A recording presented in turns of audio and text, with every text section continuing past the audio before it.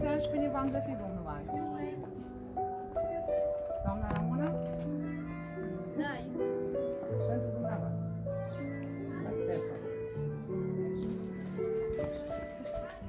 Domnul Marius, noi suntem mesagerii surprizei dumneavoastră.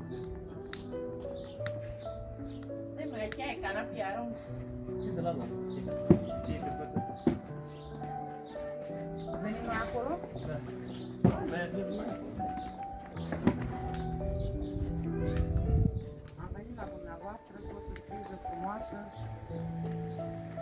o surpriză cu multă dragă și mult respect din partea celor dragi dumneavoastră.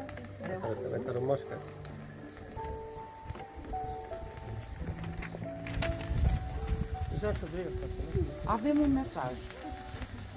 Pentru lume ești un tată, dar pentru familia noastră tu ești lumea. Îți dorim din toată inima și dragostea ca ziua aceasta să fie cea mai frumoasă din viața ta și să te bucuri de ea alături de cei iubiți. Dragă tată, cu ocazia zilei de naștere îți doresc viață lungă și frumoasă, fericire, sănătate și iubire. Dumnezeu să te binecuvânteze, dragul meu tată, azi și în toate zilele care vor urma. La mulți ani, tată, cu drag fiul Daniel, nora Lidia și nepoții David, Jessica și Iani. Avem și o frumoasă melodie, să o ascultăm.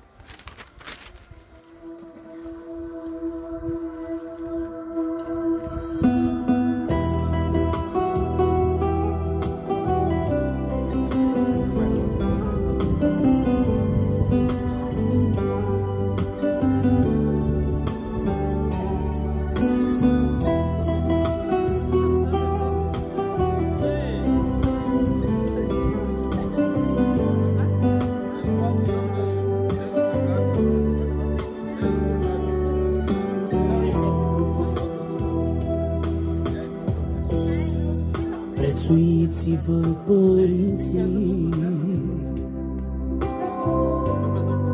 în lume cât îi aveți. E o poruncă de la Domnul, părinții să-ți respecti. Prețuiți-vă părinții în viață cât îi aveți. E o poruncă de la Domnul, părinții să-ți respecti. Dăruiește-le o floare, că viața e trecătoare și ai să-i pierzi și nu o să-i mai vezi.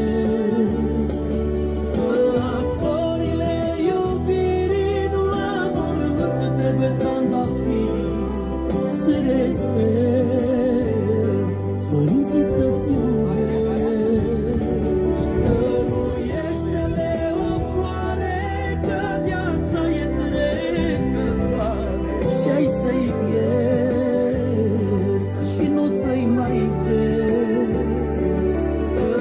Storile iubirii nu la mormânt trebuie trandafiri să respecti, părinții să-ți iubești.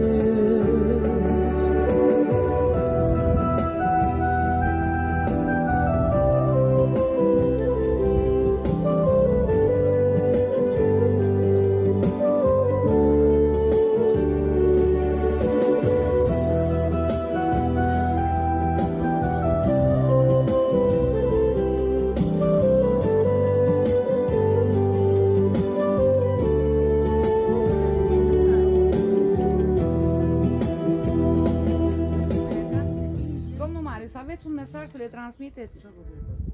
Da. Mulțumesc frumos la băiatul meu, la Nora, la nepoții, mulțumesc din toată inima și Dumnezeu să-i dea sănătate și fericire.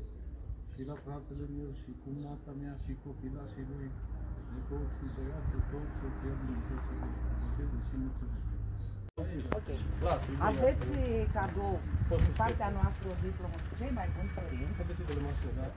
Noi vă dorim o aniversare frumoasă, la mulți și binecuvântați ani. Să fiți sănătoși, sănătate multă!